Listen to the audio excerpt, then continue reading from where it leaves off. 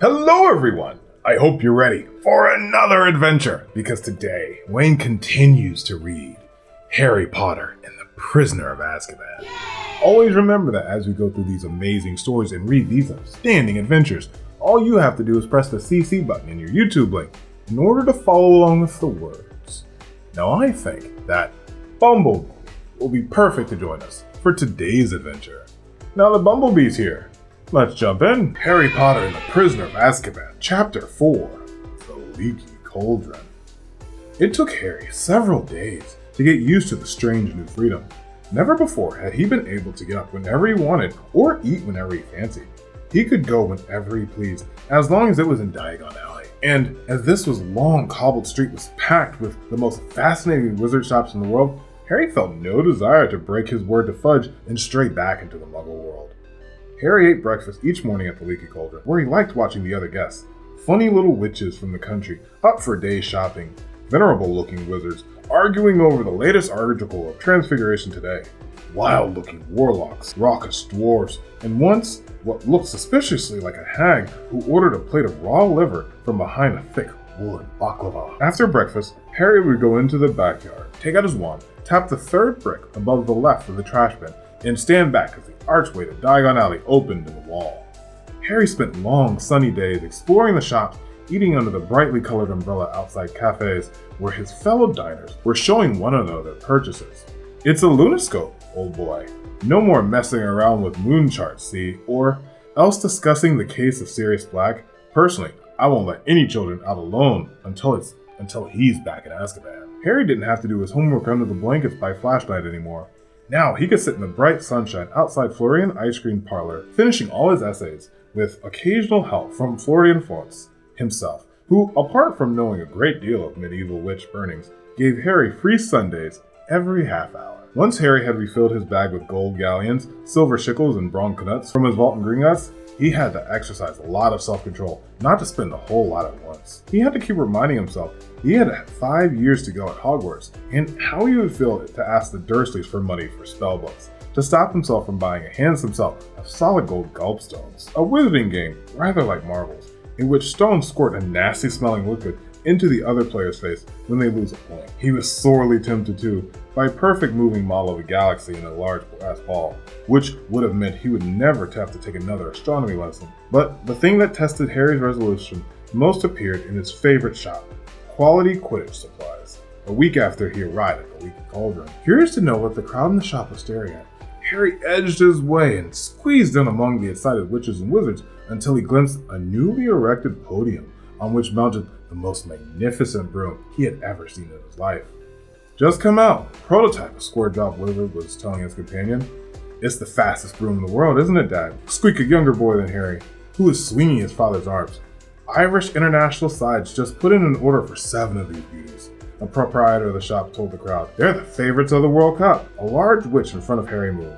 He was able to read the sign next to the broom, the Firebolt. This state-of-the-art racing broom sports a streamlined, superfine handle of ash, treated with a diamond gold polish and hand-numbered with its own registration number. Each individually selected birch twig in the broom tail has been honed to aerodynamic perfection, giving the Firebolt unsurpassable balance and pinpoint precision.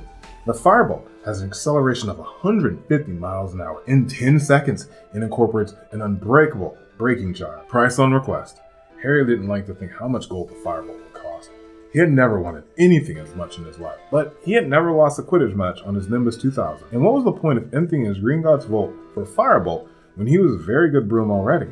Harry didn't ask for the price, but he returned almost every day after that, just to look at the Firebolt. There were, however, things that Harry needed to buy. He went to the apothecary to replenish his store of potion ingredients, and his school robes were now several inches too short to the arm and leg.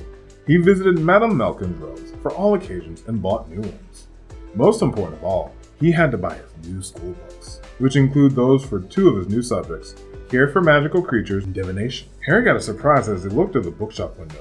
Instead of the usual display of gold embossed spellbooks the size of paving slabs, there were large iron cages behind the glass that held about 100 copies of Monster Book of Monsters. Torn pages were flying everywhere as the books grappled with each other, locked together furiously wrestling matches and snapping aggressively. Harry pulled out his book list from his pocket and consulted it for the first time. The Monster Book of Monsters was listed as a required book for care of magical creatures. Now Harry understood why Hagrid said it would come in useful. He felt relieved. He had wondered whether Hagrid needed help with some terrifying new pet. As he entered Florence and Blotts, the manager came hurrying towards him. "Hogwarts," he said abruptly. "Come to get your new books?" Yes," said Harry. "I need—" "Get out of the way," said the manager impatiently, brushing Harry aside. He drew a pair of very fresh gloves, picked up the knobbly wobbling stick, and proceeded towards the door of the monster's cage. "Hang on," said Harry quickly. "I've already got one of those." "Have you?" A look of enormous relief spread over the manager's face. "Thank heavens for that. I've been bitten 5 times already this morning." A loud ripping noise rent the air, and 2 monsters' books had seized a third from pulling it apart.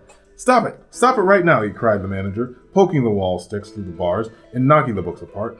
"I'm never stocking them again. Never! It's bedlam. I thought we'd seen the worst when we bought 200 copies of Invisible Books of Invisibility. Cost a fortune! We never found them!" "Well, is there anything else I can help you with?" "Yes," said Harry, looking down at the book list. "I need Unfogging the Future by Cassandra Vablaski." Starting divination," said the manager, stripping his gloves and heading Harry to the back of the shop, where there was a corner devoted to fortune-telling. A small table stacked with volumes such as Predicting the Unpredictable, Insulate Yourself Against Shocks and Broken Balls, When Fortune Turns Foul. "Here you are," said the manager, who had climbed a few steps to take a thick, black-bound book, Unfogging the Future. Very good guide to all your basic fortune-telling methods. Palmistry, crystal balls, burden trails. Harry wasn't listening. His eyes had fallen on another book, which was among a display on a small table. Death Omens. What to do when you know the worst is coming. "Oh, I wouldn't read that if I were you," said the manager lightly, looking to see what Harry was staring at. "You'll start seeing death omens everywhere. It's enough to frighten anyone to death." But Harry continued to stare at the front cover of the book. It showed a black dog as large as a bear with gleaming eyes. It looked oddly familiar. The manager pressed Unfogging the Future into Harry's hands. "Anything else?" he said. "Yes," said Harry, tearing his eyes away from the dog and dazedly consulting his book list. I need Intermediate Transfigurations and the Standard Books of Spells, Grade 3. Harry emerged from Florence and Blotts 10 minutes later with his new books under his arm and made his way back to the Leaky Cauldron. Hardly noticing where he was going and bumping into several people, he tramped up the stairs to his room, went inside, and tipped the books onto his bed. Suddenly, somebody had been in to tidy. The windows were open and the sun was pouring in. Harry could hear the buses rolling by in the unseen Muggle street behind him. He caught himself in the sound of the invisible crowd below in Diagon Alley. He caught sight of himself in the mirror over the basin. It can't have been a death omen, he told his reflection defiantly. I was panicking when I saw that thing in Magnolia Street. It was probably just a stray dog. He raised his hand automatically and tried to make his hair fall flat. You're fighting a losing battle there, dear, said his mirror in a wheezy voice. As the days slipped by, Harry started looking wherever he went for a sign of Ron and Hermione. Plenty of Hogwarts students were arriving in Diagon Alley now, with the start of the term so near. Harry met Seamus Finnegan and Dean Thomas, his fellow Gryffindors, in Quality Quidditch Supply, where they too were ogling the firebolt. He ran into the real Neville Longbottom, a round-faced, forgetful boy, outside Florence and Blotts. He didn't stop to chat. Neville appeared to have mislaid his book list, and was being told off by his very formidable-looking grandmother. Harry hoped she never found out he'd pretended he was Neville while on the run for the Ministry of Magic. Harry woke on the last day of the holidays, thinking that he would at least meet Ron and Hermione tomorrow on the Hogwarts Express. He got up, dressed, and went for the look at the firebolt, and just when he was wondering where to have lunch, when someone yelled his name and he turned. Harry! Harry! There they were, both of them sitting outside Florian Flott's ice cream parlor, Ron looking incredibly freckly, Hermione very tan, both waving frantically at them. Finally, said Ron, grinning at Harry as he sat down. We went to the Leaky Cauldron, but they'd said you left, and we went to Florence and Blotts and Malmilks, and I got my school stuff last week, Harry explained. And how come you two knew I was staying at the Leaky Cauldron? Dad, Ron said simply. Mr. Weasley, who worked at the Ministry of Magic, would of course, have heard the whole story of what happened to Aunt Marge. Did you really blow up your aunt, Harry? Said Hermione in a very serious tone. I didn't mean to, said Harry, when Ron roared with laughter. I just lost control. It's not funny, Ron, said Hermione sharply. Honestly, I'm amazed, Harry, you weren't expelled. So am I, admitted Harry. Forget expelled, I thought I was going to be arrested. He looked at Ron. Your dad doesn't know why Fudge let me off, does he? Probably because it's you, isn't it? Shrugged Ron, still chuckling. Famous Harry Potter and all that. I'd hate to see the Ministry do if it were me that blew up my aunt. Mind you, they'd have to dig me up first, because Mum would have killed me. Anyway, you can ask Daggett yourself this evening. We're staying at the Leaky Cauldron tonight too, so you can come to King's Cross with us tomorrow. Hermione's there as well. Hermione nodded, beaming. Mom and Dad dropped me off this morning with all my Hogwarts things. Excellent, said Harry happily. So, have you all got your new books and stuff? Look at this, said Ron, pulling up a thin box out of his bag and opening it. Brand new wand, 14 inches, willow, containing 1 unicorn tail hair. And we've got all our books. Hermione pointed at a large bag under her chair. What are those monster books, eh? The assistant nearly cried when we said we wanted 2. What's all that, Hermione? Said Harry, pointing to not 1, but 3 bulging bags next to her chair. Well, I'm taking more subjects than you, aren't I? Said Hermione. Those are my books for arithmetic, care for magical creatures, divination, the study for runes, muggle studies. What are you doing muggle studies for? Said Ron, rolling his eyes at Harry. You're muggle-born. Your mom and dad are muggles. You already know all about muggles. But it'll be fascinating to study them from the wizarding point of view, Hermione said earnestly. Are you planning to eat or sleep at all this year, Hermione? Asked Harry, while Ron sniggered. Hermione ignored them. I've still got 10 galleons, she said, picking up her purse. It's my birthday in September, and Mom and Dad gave me some money to get myself a birthday present. How about a nice book, said Ron instantly. No, I don't think so, Hermione said composedly. I really want it now. I mean, Harry's got Hedwig, and you've got Earl. I haven't, said Ron. Earl is a family owl. I've got Scabbers. He pulled out a pet rat from his pocket. And I want to get him checked over, he added, placing Scabbers on the table in front of them. I don't think Egypt really agreed with him. Scabbers was looking thinner than usual, and he was definitely drooping his whiskers. There's a magical creature shop just over there, said Harry, who knew Diagon Alley very well by now. You could see if they've got anything for Scabbers, and Hermione can get her owl. So they paid for their ice cream and crossed the street to the magical menagerie. There wasn't much room inside. Every inch of the wall was hidden by cages. It was smelly and very noisy, because the occupants of these cages were all squeaking, squawking, jabbering, or hissing. The witch behind the counter was already advising the wizard on the care of a double-end newt, so Harry and Ron and Hermione waited, examining the cages. A pair of enormous purple toads sat gulping weakly, feasting on dead blowflies. A gigantic tortoise with a jewel-encrusted shell was glittering near the window. Poisonous orange snails were oozing slowly up the side of the glass tank, and a fat white rabbit kept changing into a silk top hat and back again with a loud popping noise. Then there were cats of every color, a noisy cave of ravens, a basket full of custard-colored fur balls that were humming loudly, and on the counter, a vast cave of sleek black rats that were playing some sort of skipping game using their long, bald tails. The double-ended newt wizard left, and Ron approached the counter. It's my rat, he told the witch. He's been a bit off-color ever since I brought him back from Egypt. Bang him on the counter, said the witch, pulling a pair of heavy black spectacles out of her pocket. Ron lifted Scabbers out of his inside pocket and placed them next to the cage of his fellow rats, who stopped their skipping tricks and scuffled to the wire to take a better look. Like nearly everything Ron owned, Scabbers the rat was second-hand. He had once belonged to Ron's brother Percy, and a bit battered. Next to the glossy rats in the cage, he looked especially gone. Said the witch, picking up Scabbers. How old is this rat? Dunno, said Ron. Quite old. He used to belong to my brother. What powers does he have? Said the witch, examining Scabbers closely. The truth is that Scabbers has never shown any of the faintest traits of interesting new powers. The witch's eyes moved from Scabbers' tattered ear to the left front paw, which to his missing toe, and tuttered loudly. He's been through the mill, this one, she said. He was like that when Percy gave him to me, Ron said defensively. An ordinary, common, or garden rat like this can't be expected to live longer than 3 years or so, said the witch. Now, if you'd like something with a bit more hand-wearing, you might like one of these. She indicated the black rats, who promptly started skipping rope again. Ron muttered, show-offs. Well, if you don't want a replacement, you can try this, rat tonic, said the witch, reaching under the counter and bringing in a small rat bottle. Okay, Ron. How much? Ouch! Ron buckled as something huge and orange came soaring from the top of the highest cage, landed on his head, then propelled itself, spitting mad at Scabbers. No, Crookshanks, no, cried the witch, but Scabbers shot from between her hands like a bar of soap, landed splay-legged on the floor, and then scampered to the door. Scabbers, shouted Ron, racing out of the shop after him. Harry followed. It took them nearly 10 minutes to catch Scabbers, who had taken refuge under a waste paper bin outside Quality Quidditch supplies. Ron stuffed the trembling rat back into his pocket and straightened up again, massaging his head. What was that? It was either a very big cat or a quite small tiger, said Harry. Where's Hermione?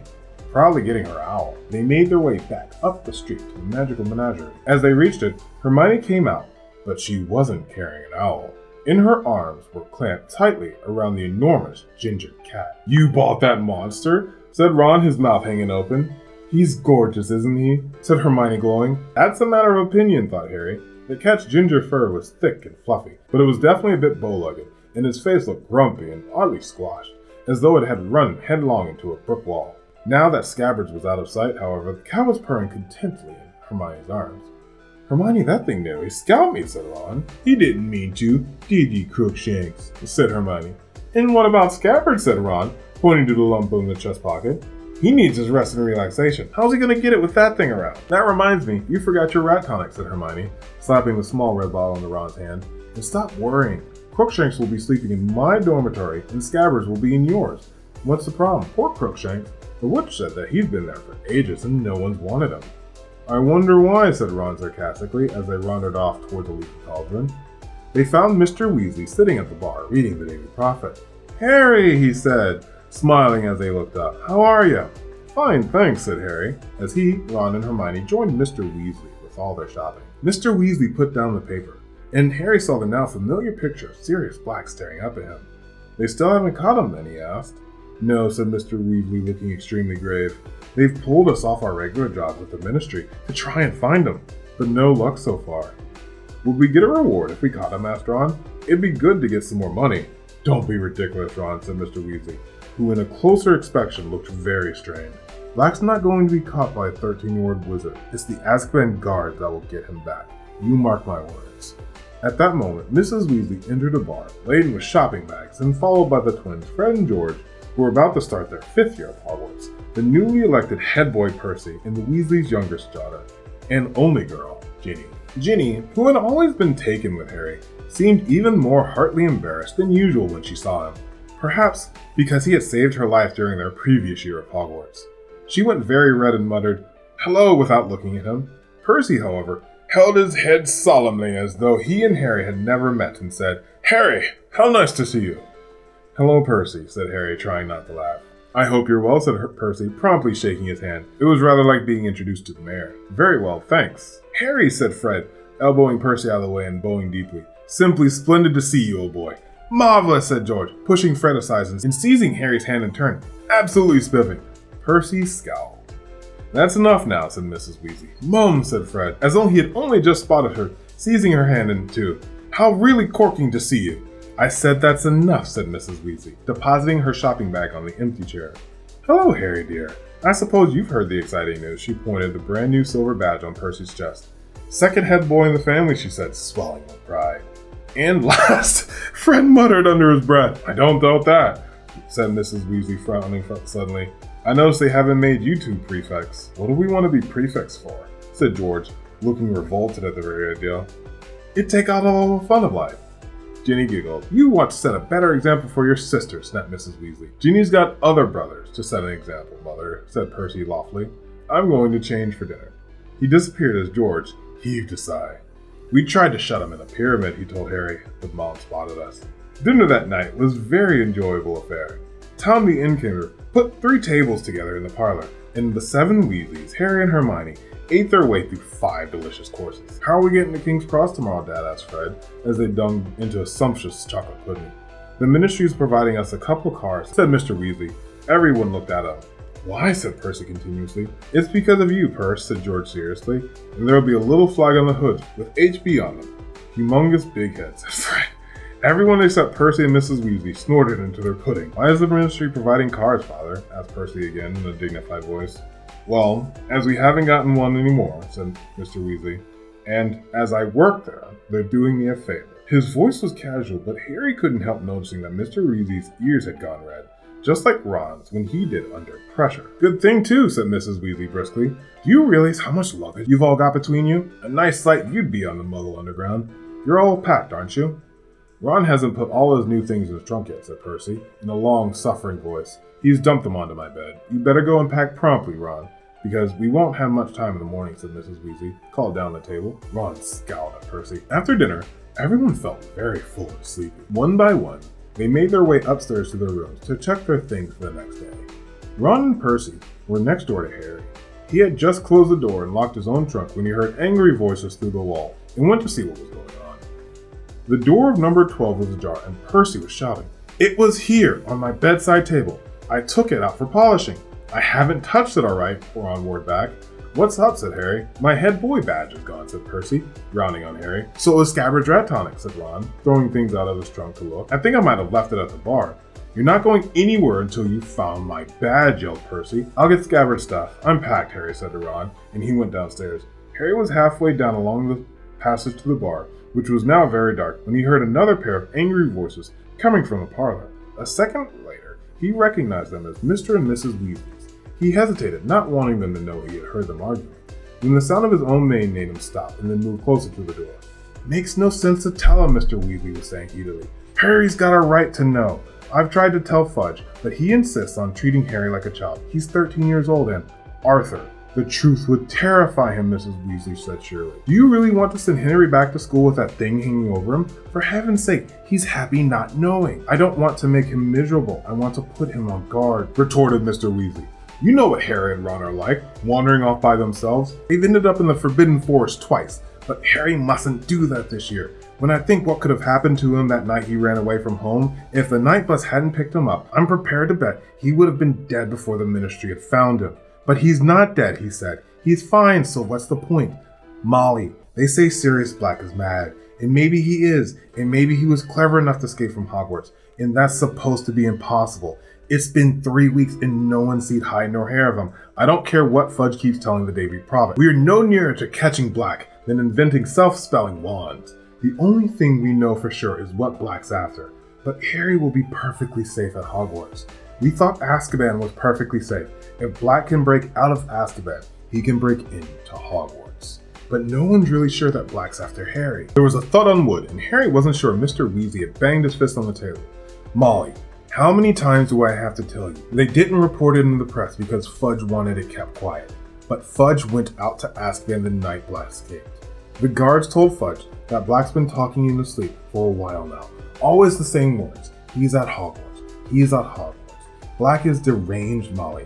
He wants Harry dead. If you ask me, he thinks murdering Harry will bring you-know-who back to power. Black lost everything the night Harry stopped you-know-who, and he's had 12 years alone in Azkaban to brood on that. There was silence. Harry leaned closer against the door, desperate to hear more. Well, Arthur, you must do what you think is right, but you're forgetting Albus Dumbledore. I don't think anything could hurt Harry in Hogwarts while Dumbledore is headmaster. I suppose he knows about all of this? Of course he knows. We had to ask him if he minds the Azkaban guards stationing themselves outside the entrances to the school grounds. He wasn't happy about it, but he agreed. Not happy? Why shouldn't he be happy? If they're able to catch Black, Dumbledore isn't fond of the Azkaban guards, said Mr. Weasley heavily. Nor am I if it comes to that. But if you're dealing with a wizard like Black, you sometimes have to join forces with those you'd rather avoid. If they save Harry, then I will never say another word against them, said Mr. Weasley wearily. It's late, Molly. You'd better go up. Harry heard chairs move. As quietly as he could, he'd hurried down the passage to the bar out of sight. The parlor door opened, and a few seconds later, footsteps told him Mr. and Mrs. Weasley were climbing the stairs. The bottle of rat tonic was lying under the table that they had sat on earlier.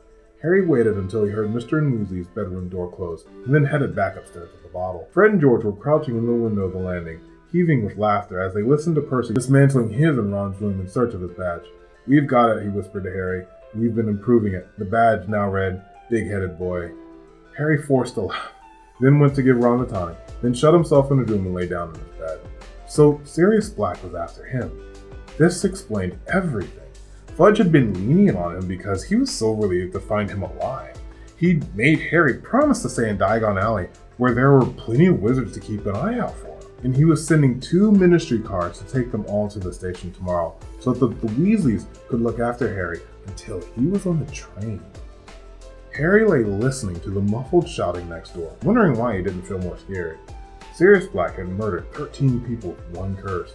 Mr. and Mrs. Weasley obviously thought Harry would be panic-stricken if he knew the truth, but Harry happened to agree with wholeheartedly that Mrs. Weasley, the safest place on Earth, was wherever Albus Dumbledore happened to be. Didn't people always say that Dumbledore was the only person Lord Voldemort had ever been afraid of? Surely Black, as Lord Voldemort's right-hand man, would be just as frightened of him.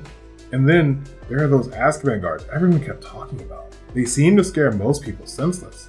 And if they were stationed all around the school, Black's chances of getting inside seemed to be very remote. No, all in all, the only thing that bothered Harry the most was the fact that his chances of visiting Hogsmeade now looked like zero. Nobody would ever want Harry to leave the safety of the castle until Black was caught. In fact, Harry suspected that his every move would be carefully watched until danger had passed. He scowled at the dark ceiling. Did they think he couldn't look after himself? He'd escaped Lord Voldemort 3 times. He wasn't completely useless. Unbidden, the image of the beast in the shadows of Magnolia Crescent Street crossed his mind. What do you do when you know the worst is coming? I'm not going to be murdered, Harry said out loud. That's the spirit, dear, said the mirror sleepily. Oh wow, that was a really interesting adventure with Harry, as he got to meet up with Ron and Hermione right before school started. What do you think, Bumblebee? I'm interested in that part too. I guess we'll see you on the next adventure. And we'll see you on the next adventure, here with Wayne Reads. Thank you for joining us, and we can't wait to see you again. Bye-bye!